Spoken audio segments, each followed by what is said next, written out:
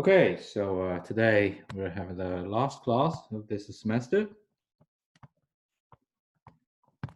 So the topic of this class are two. The first is talk about inhomogeneous heat equation to summarize chapter 10. And the second is to give you a brief review of what we learned in this entire semester. So I'm only going to talk about one example. So this is heat equation where x is from 0 to 1. But now, instead of having the boundary condition to be 0, I consider a different boundary condition. So this is at the 0, this is always equal to 1. And at x equals to 1, this is always equal to 2.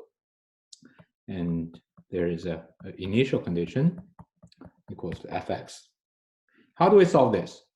So one thing that we need to realize is that even if we get rid of the initial condition, then this thing is not a homogeneous equation. Why? I just consider U to be a solution, then CU would satisfy the boundary condition. This is going to be C, this is going to be 2C. So it's no longer linear. So what are we supposed to do? Let's recall what we learned in chapter 1. There, when we consider the solution of AX equals to B, of course, this is not linear either. And what we did was that X, any solution, should be equal to X particular solution plus some W, where W satisfies the homogeneous equation. We solve this thing, and we find a way to find a particular solution, then the entire solution set can be represented in this form. Now, what we want to do is very similar. We want to find, let's say, a particular solution, UPXT, plus, let's see, WXT, such that this one satisfies the homogeneous heat equation in the sense that other than initial condition, this is 0, and this one is 0, and this one is 0. But this is a little bit hollow because if I assume this, I plug in back to the equation, I still need to solve UP. I didn't provide you any way to solve UP at all at this point. Actually, if you recall what we have learned in solving the ODEs, we actually spent a considerable amount of time talking about a particular method called the method of undetermined coefficients to figure out what this particular thing is, because it's an infinite dimensional space and you need to do something to find this UP. The very important thing here is that this UPXT turns out that it could be assumed to be independent of T.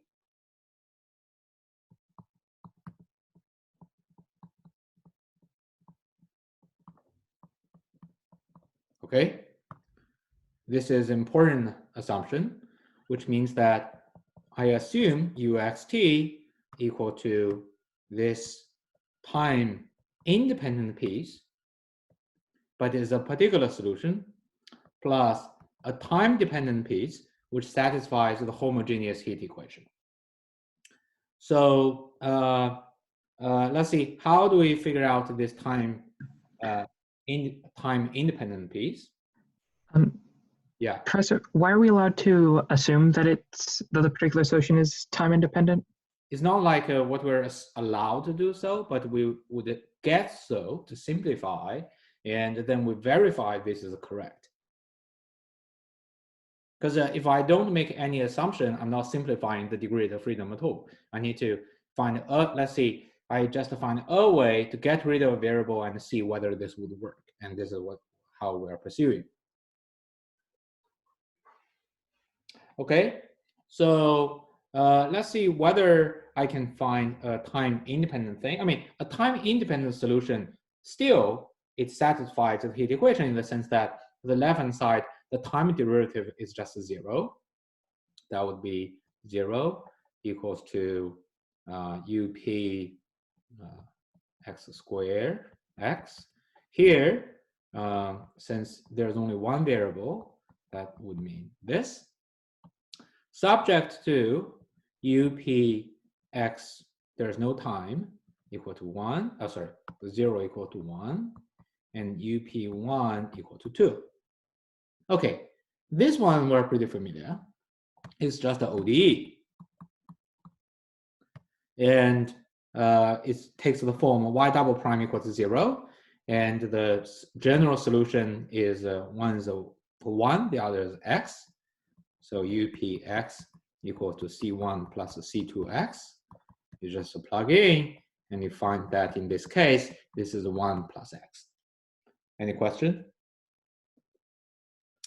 So the shape of the particular solution is really simple.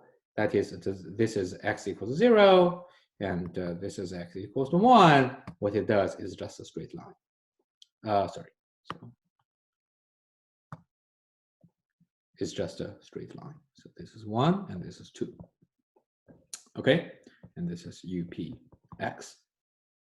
Now we have found a solution satisfying the boundary, but surely it doesn't satisfy the initial condition. I mean, my initial fx can be anything. So rather than this line, now I plug in this answers back to the heat equation. So what we have is partial u, partial t. We have the time independent piece, which is nothing. So the time derivative is equal to this. And then I have the second order derivative. This one's partial up, partial x squared. But this is 0 because it satisfies the heat equation. Any question? Plus the second order derivative of w with respect to x. I know that u already satisfies the heat equation. So I have 0 equal to partial u, partial t minus partial square, partial x squared equal to partial w, partial t minus x squared. So indeed, w also satisfies the heat equation. This is 1. Now let's try to figure out the boundary condition for the w. This one is equal to up0 plus w0t. This is already equal to 1. This is the boundary. Therefore, w0t is 0. Similarly, this is also equal to w1t. So this says w not only satisfies the heat equation, but actually has the homogeneous boundary. What about the initial condition? The initial condition is ux0 equal to upx plus wx0. So this means the initial condition is this one equal to, this is equal to fx minus the steady state. Now we end up with a modified heat equation. This is the heat equation with a homogeneous boundary.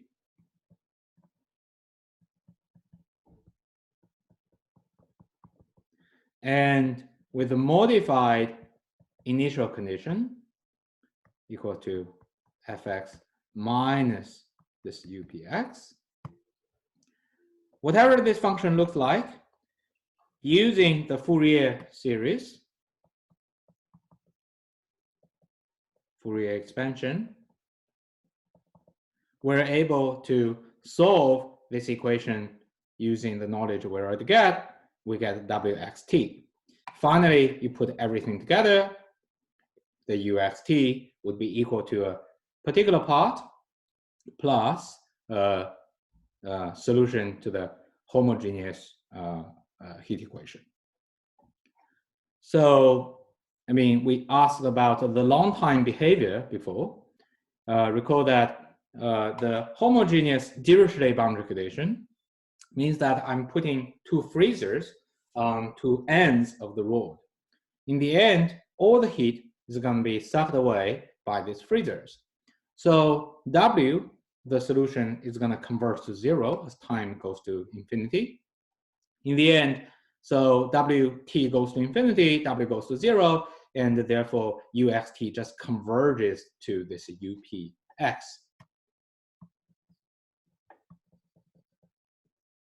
Uxt would converge to Upx, and that is why this is called the steady state. Because as time goes to infinity, this thing won't move anymore. It's going to be this temperature. Any question? So this would be really the general principle for us to solve the inhomogeneous heat equation. And you're going to, the other problems are very, very similar to this principle. And you're going to do a few practices during the homework. So the next topic I'm going to say is to review. So what have we learned? But before that, I would like to pause for a minute or so to answer any potential logistic questions. Yeah, quick question. When will the grade for the quiz we took yesterday be up? I don't know. So hopefully this weekend or early next week.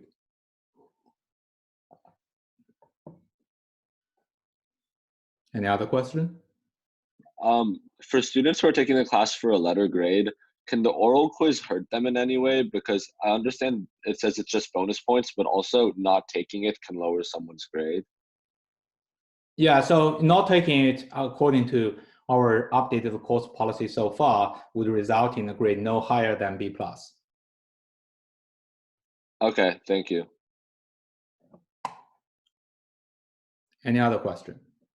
For the final, is it going to be like the quiz where we get 6 hours, but people with without any accommodation have to turn it in 1.5 time is 4.5 and stuff like that? Or does everyone have the same amount of time? It will be very much similar to quiz 2. Okay. And, yeah. So if you don't have a special accommodation, that'll be 3 hours. So what chapters will the final cover everything we learned? Any other question? For students taking the class PNP, is the class going to be out of 100 points or 120 points? I'm going to answer that on Piazza sometime later. Okay, thank you. Yeah, not necessarily later today, but in the next few days. There's still some unknown factors. Yeah, go ahead. One last question. For the oral exam, I understand that it might come out very late. Do you have a general idea of when the last possible day you might have to do oral exams are? Oh, yeah. So the last day for announcing this would be, I think, before the final exam week happened, which is like May the 10th or so. So before May the 10th, no matter what, I need to make a decision on how this is going to work. It's just it's possible that I need to postpone this to be really close to May the 10th. I see. Okay. Yeah. Thank you. Any other questions?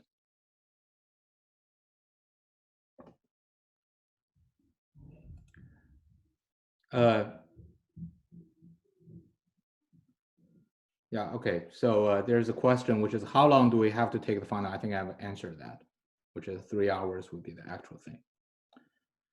So that already took into factored in the time you need to submit files and other things. Okay, so so I want, yeah. One more question. Will we get a practice final? No. So because the format is too different, and there it really takes way too much time to do exactly the same practice final. But you can easily find online there are copious things. I mean, for Math 54. No, not for finals. Could you Sorry? send us maybe? They don't have it up for finals. Could you send us your last year's final? They don't have a lot of it. I think that thing indeed includes a lot of finals. I sent before midterm 1, so yeah. Professor. But sorry, Oh, there's sorry. really no time for me to get to the practice final at this point. Yeah, go ahead.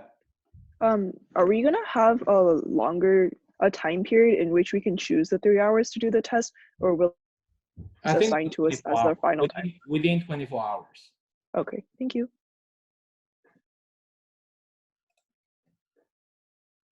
Any other thing?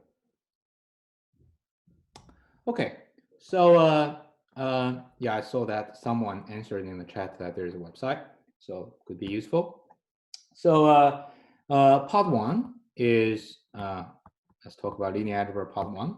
I won't exactly follow the order of materials chronologically, but I order them in a way that I think is logically more consistent, which is we focus on pretty general linear transform from V to W.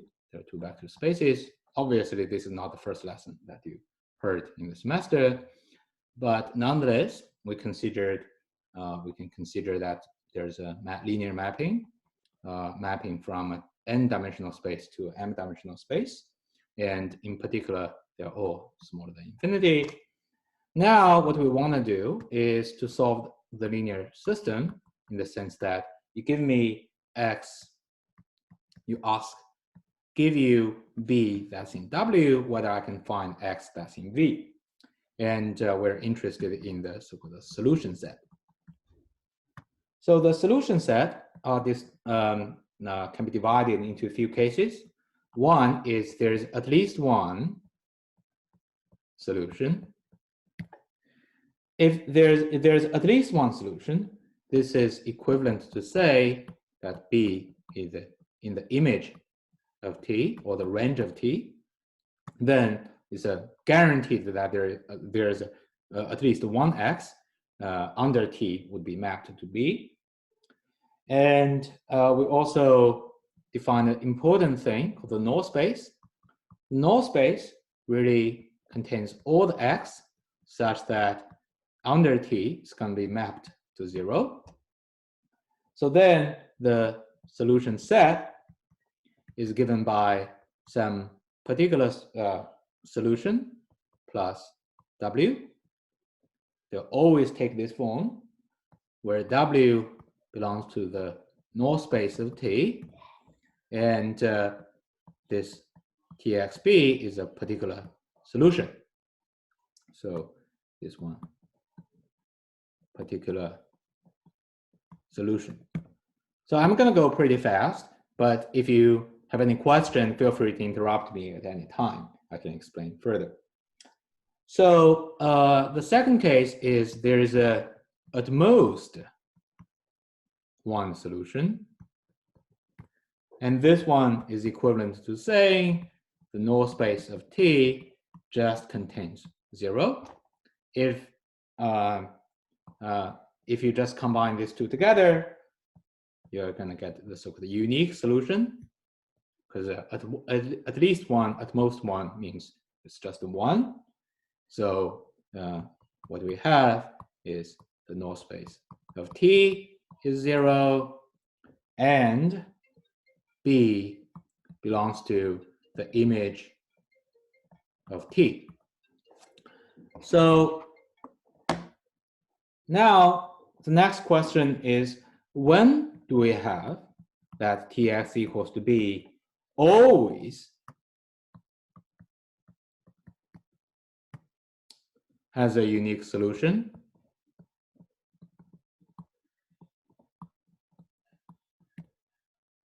So this case, you want the null space of T that is 0, which is a property of T. But the second one is that W should be equal to the image of T. So if W is equal to the image of T, so on the left-hand side, this is called one-to-one. And the second one, this is called onto. If something that is both one-to-one and onto together, then this V and W cannot be some arbitrary stuff. In particular, the dimension of V must be equal to the dimension of W. And more generally, the thing that characterizes the relation between the null space and the null space of T and the image of T is called the rank theorem.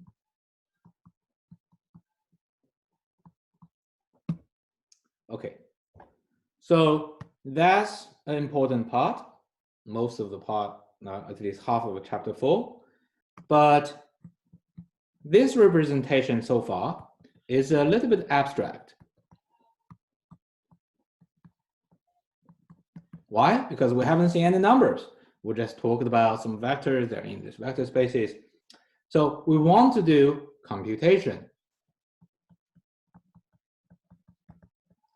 If we want to do computation, we need a basis.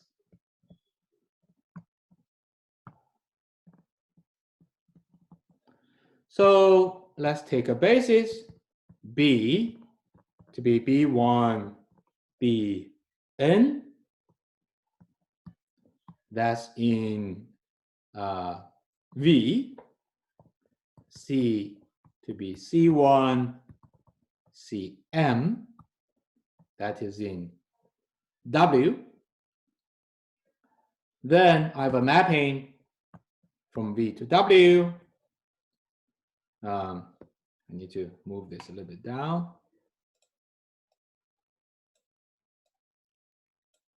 I need to move this a little bit down. So I have Rn, Rm. I said that this diagram was the most complicated, conceptually most complicated thing throughout the semester. I hope you agree with me. Things after that can get complicated, but it's not conceptually as challenging. So on the left-hand side, we have something called the B coordinate. On the right-hand side, we have something called the C coordinate. Then I have this PB mapping a coordinate into a vector under T mapped to W, PC inverse mapped back to the coordinate. Then here, the composition of all the three mappings is called the matrix representation called T. So if I want, I can further mark it from the B basis to the C basis, or I can just have a T here. So this T is a matrix that is M by N, because it's a mapping from an N-dimensional space to an M-dimensional space. And this T is the composition of these three. So this is PC inverse T PB. Any question? Okay, so the so-called change of coordinate is a special case of the thing above, because we only focus on the so-called identity operator that sends X to X. So nothing's changed. So this is from V to V. Nonetheless, I can pick two bases, still called B and C respectively.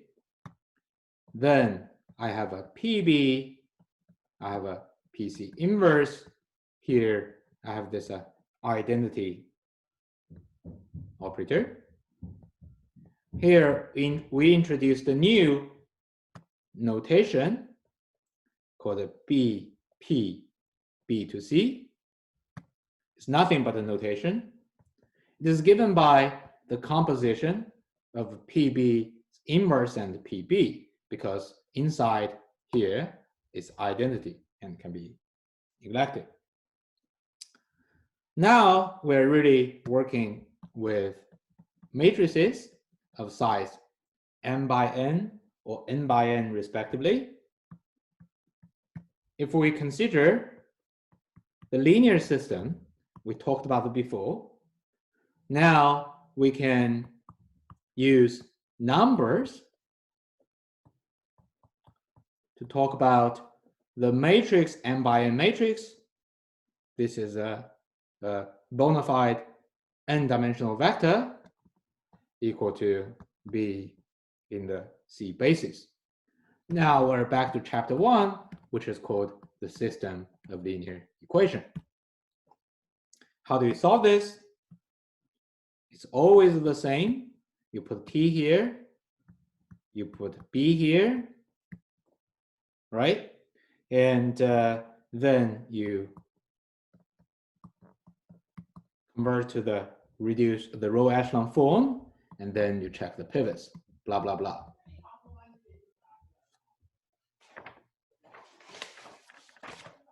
So once you solved this, I mean, you have received the solution called XB. How to recover the original, the answer X? I mean, what I want is X, not XB. That's easy, because X, you just need to send the coordinate via the mapping PB, and this one is X, B, first entry, B1, da da da, X, B, the nth entry, Bn.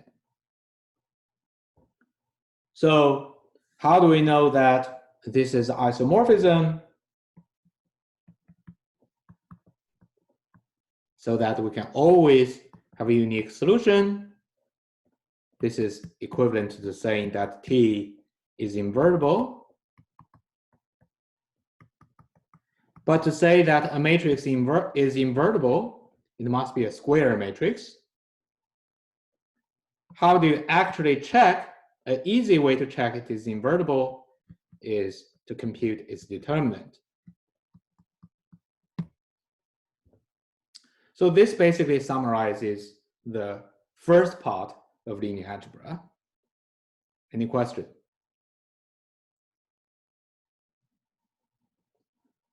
The second part of linear algebra concerns a more special linear transform. That is, I don't look at the T from V to W anymore, but I focus on things that's like V to V. Still, the dimension of a V equals to n, that is less than infinity. I have a basis, and instead of two bases, like a change of basis, I only have one basis. Now the diagram looks like V to V. Here's Rn to Rn. Here's PB. Here's PB inverse. So with respect to the B basis on the left, B basis on the right. The composition is called TB. So you don't have TBC anymore. You don't have this C, or TBB if you want. This TB is obtained in exactly the same way as before, which is like this, which is a n by n matrix. So the so-called eigenvalue problem asks the following, or the eigenvalue problem, or the diagonalization problem asks whether we can find a B so that this matrix is diagonal. The rest are 0. Okay, how do we do this? We start from this thing so that under T, it only changes the magnitude of the solution, but it actually does not change the direction. So this is, like before, is equivalent to this following matrix eigenvalue problem. I saw a hand. Any question? A quick question. Yes. So I was just wondering why we see this reoccurrence of like the inverse times the matrix times another matrix so constantly, like in diagonalization and everything. So this is because, as you can see, what you want is numbers. So it must go from Rn to Rm, right? All the others are going from ducks to chickens and other things. I mean, there are no numbers. So that means you want this matrix. In order to get this matrix, you always need to do the following: map the numbers to the ducks, map the ducks to the ducks, map the ducks to the numbers. So you always have the composition of 3 things. Now the question is according to what order? So there is the right association rule. What happens first appears to the right, because that's the first to be applied to a vector. You start from here, go to PB, that's why it is here. Go through the mapping, that's why this is here. Go down, that's why this is here. Any question? Did that answer your question? Yeah, thank you. Okay. So this is the eigenvalue problem, or more plainly, AV equals to lambda B, or A minus lambda identity V equal to 0. Here, V cannot be a 0 vector because we're interested in a non-trivial solution.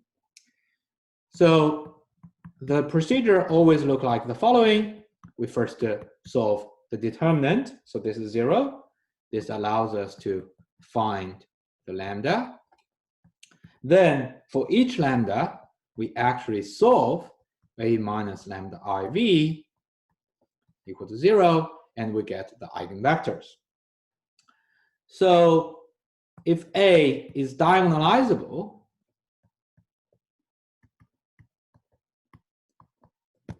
it means that there are n linearly independent eigenvectors. So how do we know a matrix is diagonalizable? One is all eigenvalues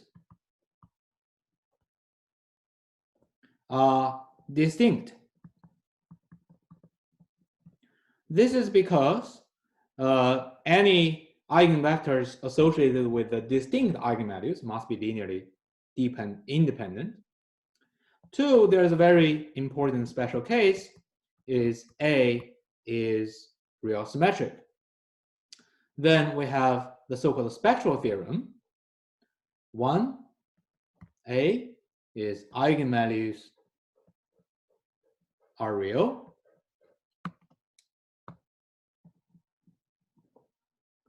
2 is not only diagonalizable, but orthogonally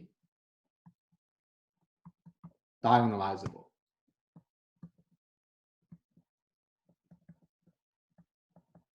It means that not only I have A equals to VD V inverse, when V is orthogonal matrix, V inverse is just V transpose.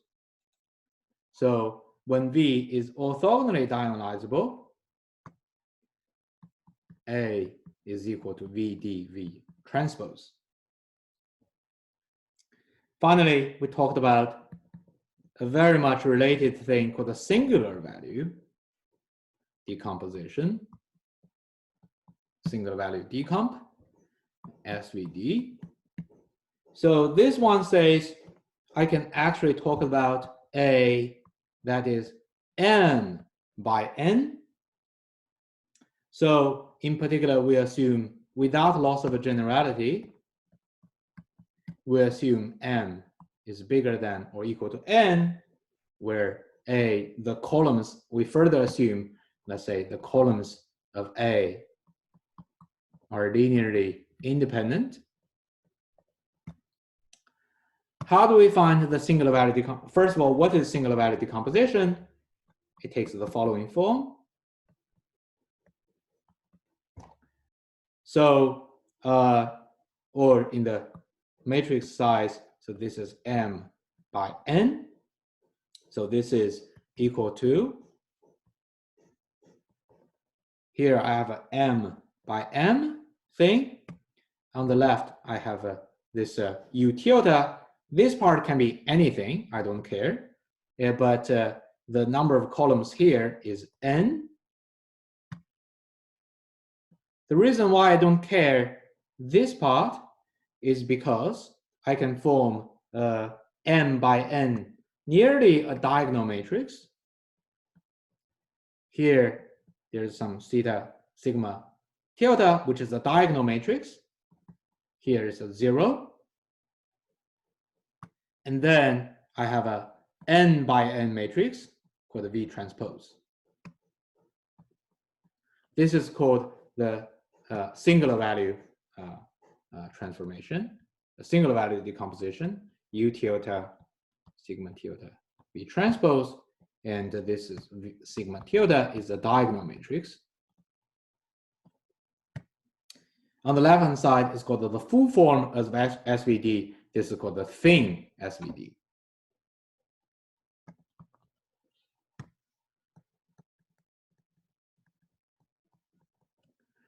How do we find the SVD? What we do is to use the spectral theorem. We consider A transpose A, which is real symmetric. So this one can be orthogonally diagonalized, denoted by VD V transpose. This V is exactly this V here. And this D is nothing but this sigma tilde squared. And from here, you can recover the U tilde. And to recover this part, you just use a Gram-Schmidt. Sorry, what do U and sigma sort of stand for here? This is singular vector, this is a singular value, and I mean, this is very fast. So if you feel that there's something that you don't feel comfortable, please, yeah, I would strongly suggest you go back to see the lecture notes. Any other question? Professor, what happens if the columns of A are not linearly independent? You will just have more zeros like here. Okay. Yeah. Is the singular value decomposition just like going to be the same as a diagonalization when A is n by n? Excellent question. So the question is whether the SVD would be the same as the eigenvalue decomposition. The answer is no, because I forgot also important thing, which is this one is always non-negative. It's probably easier to see why this is so, because this D is something square. So this one, I can always choose this sigma to be non-negative. But the eigenvalues, they can definitely be negative. They can even be complex, as you have seen in those rotation matrices. So the eigenvalue decomposition and the singular value decomposition are not the same thing.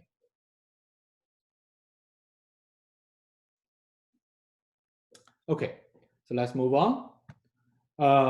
Then in chapter 6, we started to introduce geometry via a concept called inner product. So we have equipped this vector space with an inner product. Then the most important thing in the inner product is the condition full, which is it should be non-negative. In case this inner product is 0, then U must be a 0 vector. We talked about orthogonality, which means the inner product between U and V is 0. So once they are orthogonal, then we immediately have a Pythagorean theorem. So this is this is equal to the length of U plus V is equal to the length of U and the length of V and V. Or another way of writing is U plus V squared equal to U squared plus V squared. There's something that is called orthogonal basis. Orthogonal basis is something that is really useful because it really simplifies the way of finding coordinates. So, which means that before, when we evaluated this thing, we need to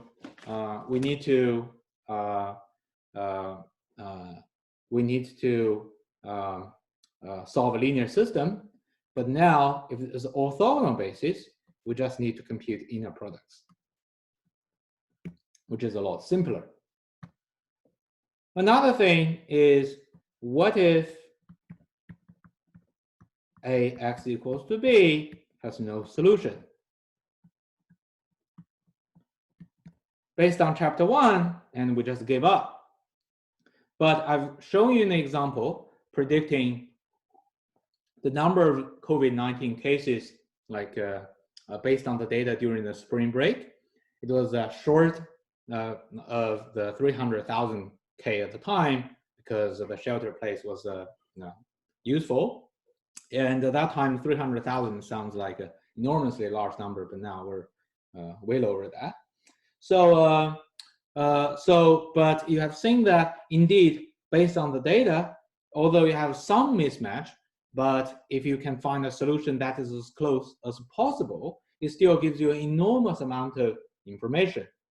So what we find is the solution in the least squares sense.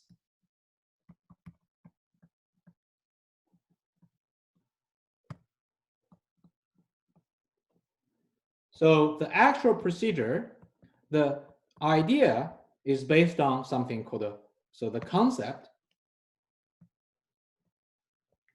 is based on something called the projection and the best approximation theorem. The implementation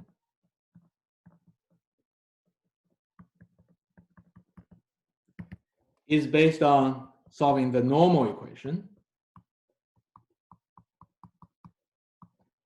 And this x hat is the least squares solution. And since the orthogonal basis is so useful, we wonder how to generate an orthogonal basis. And the procedure is called Gram-Schmidt. You take one vector orthogonal with all the previous, so on and so forth. If you order the resulting orthogonal vectors, this is called the QR. And the Gram-Schmidt is based on repeated usage of projection. Okay, so this summarizes part 2. Part 3 is ODEs and PDEs. Here, we is a function space. It can be some function space. In the PDE, you have a boundary condition, but in all of them, dimension V is infinity. And T is a differential operator.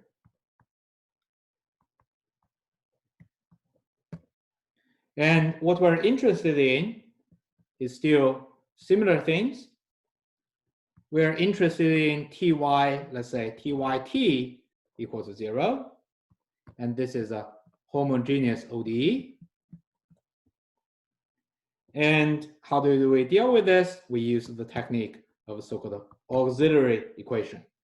What auxiliary equation does is to, just like an algebraic equation, we factorize T so that no matter how high the order is, this becomes a set of first order equations.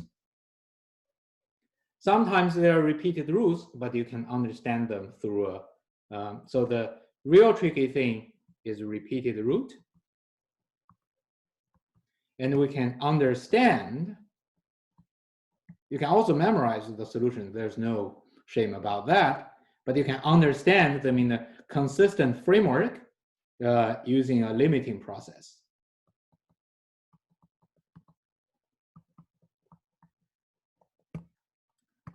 So next is we're not only interested in homogeneous system, but we're also interested in inhomogeneous system,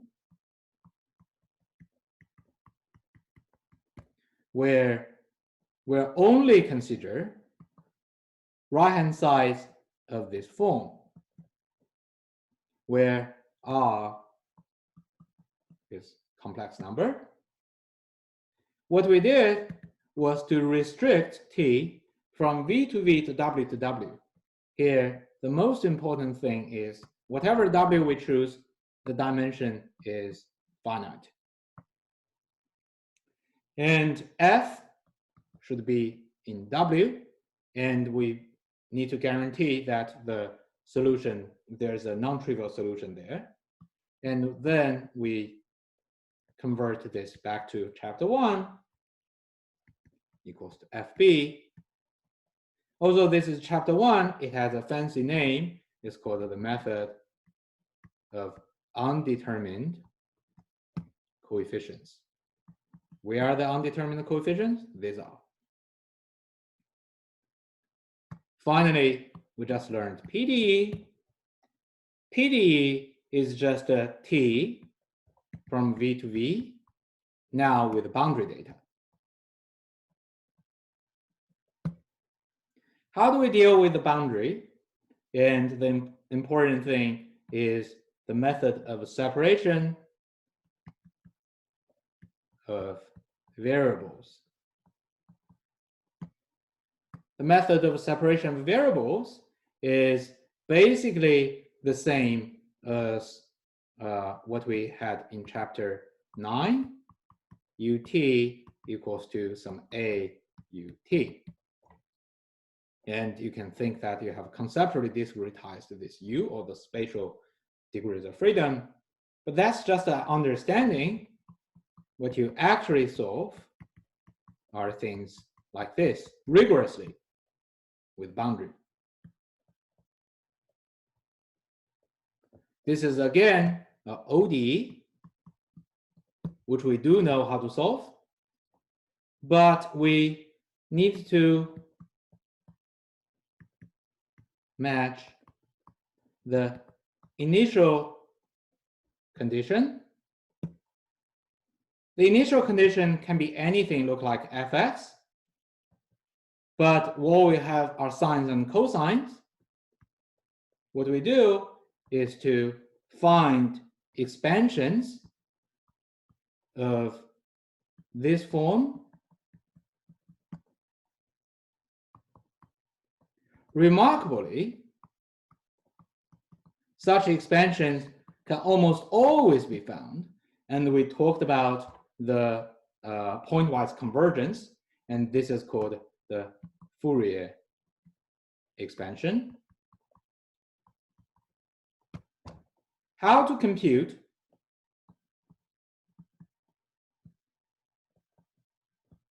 this AN and BN. And this one, we go back to chapter 6.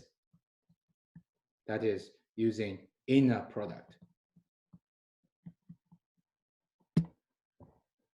So this summarizes the entire semester. And let me see. So I'm gonna pause here. And so this is pretty much throughout the semester, we're basically dealing with how to deal with linear vector, this vector spaces, but to realize all sorts of questions back to the chapter 1 or chapter 5 question. And thank you all for enduring this long process, and it's definitely not easy. And okay, I'm gonna stay here for a few more minutes and to answer if there's any question. Thank you, Lynn. Professor, Yeah. will you have review sessions over the our week, or should we just go to our respective GSIs? Yeah, go to the GSIs. So there's no, I just reviewed. There's no more.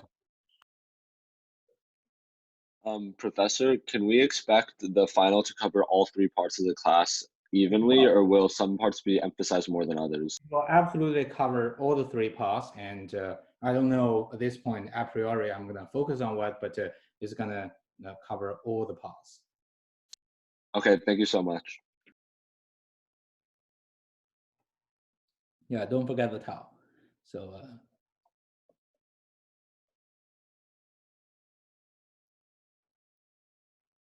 any other question? Okay, so wish you all do well in the final exam. I mean, the next 2 weeks is going to be very difficult. I mean, not easy for all of you, and hope you go through that as smoothly as possible and have a nice summer. Okay, bye. Stay safe and healthy.